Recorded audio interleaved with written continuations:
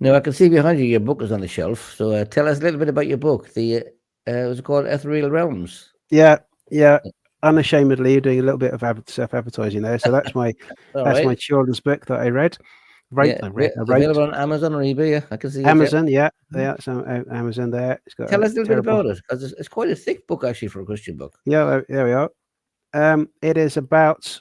I wrote it actually when I had post-traumatic stress, and I was under the care of a psychologist when I had my breakdown 20 years ago. And this lady said to me, "Why don't you write a book?" So I thought, okay. And so I just went down to the beach in Worthing, which is where I'm from. It's a town on the southeast coast of England. And I saw these fishing boats there, and I found myself thinking, what would it be like if you're a child here? And I was just looking up the sky, and you just got, because I was, I wasn't feeling great with the anxiety I had. What if you just got caught up into heaven and went to meet God? What would that be like? And that's what Hmm. started this book. So it's about four children who live in an orphanage. I know that orphanages aren't um, seen as the best option for children Yeah. needing care these days, but 20 years ago, that was the culture at the time. And how they basically have an adventure and they discover Jesus, who are called God with us in the story, and that he loves them. Yeah, that's a very, very brief outline, but they have battles with trolls. There's lots of sword fighting, and there's three sort of realms as well, which they sort of interplay between the dark realm, the middle realm, where these angelic beings called the Jeru live, and then there's the where the awesome good presence lives, Hmm. um, in Mount Zion as well. So and there's a dog called Mr. Dog in it as well. He likes food and fighting and barking at lady dogs. Okay. I'm sure kids will like that one. Any Yeah. plans for any more books? Um, I I did write a sketch for the second one, but it's just time really. Yeah, I'd never say never, but not right now because I'm very sort of busy with the journalism and also my devotionals blog. And the international correspondent, but you mentioned going to different places. How much traveling do you actually do then? In that case. I went to Albania. I'm going to Berlin next month. I'm going to let me get the title right, the European Congress on Evangelism. I may have got that title wrong, which is hosted by the Billy Graham Evangelistic Association. So it's the first Hmm. congress in 25 years since Amsterdam, the year 2000, and they've got getting 1,000 evangelical leaders together. And so I'm looking forward to that, which is really good. I'm not sure any other travel plans. I think with technology these days, it's easy to interview people online as we are doing now as well. Yeah. Yeah. Now, in the first story that you told us about the last 2 years and how traumatic they were, you mentioned your wife. Tell us a little bit how you met your wife, and how important it is to have such support as your wife once she did for you. Yeah.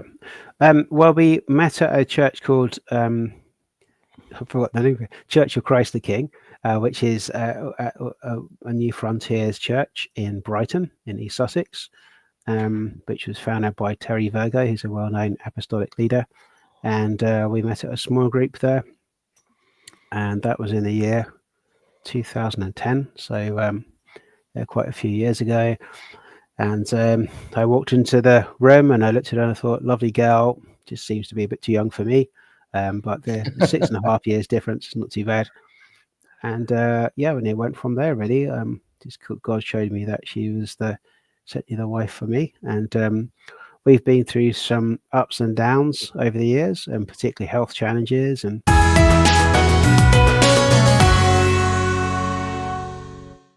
we've moved as well to here to Wales. But we have in our wedding rings JC and CNC, as her name's Celine. So Jesus Christ and Celine and Chris, and that triangle with him at the center means a great deal to us. Yeah, Any kids? we have three kids who appeared very Wow. quickly. Yeah, we have our oldest daughter's 12, and we have our second daughter's 10, and then Hmm. we have a bit of a Just William boy who's 8 as well. So they're very lively indeed and lovely. So how did you explain? I mean, it's difficult. I mean, when we were kids, we were told nothing. Off you go. How your illness and what happened to you? How much impact did that have on the kids? Shall we say in the last couple of years? Did it affect them? Well, I missed my son's 7th birthday party, and Mm-hmm. that hurt him, and that hurt me as well. Um, that was hard, and yeah, it's been hard for them. Mm-hmm. Those times are definitely hard, when parents are unwell. But there's not much you can do about it if you have vulnerabilities, and I do have disabilities Mm-hmm. anyway. All you can do is reassure them with the truth that you love them, and and God is in control of the situation, and He works it out for good.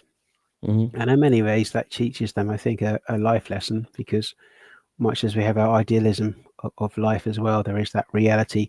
But the great thing is that God works in the situation, and they're all Christians. My three Mm-hmm. children, they love Jesus, and they're wonderful at praying, and they know that God is in our lives. He's the head of our house. And even going to take up your profession, and even like writing or anything like that, or Yeah, they do. They all do, actually.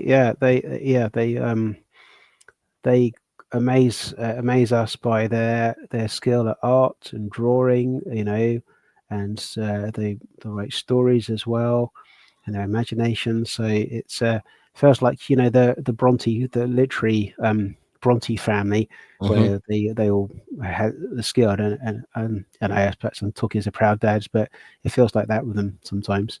Yeah. Excellent. Mm. Now you mentioned the several disabilities that you have, but you still manage to travel worldwide. How do you cope with the travel and and all of this? How do you cope with that?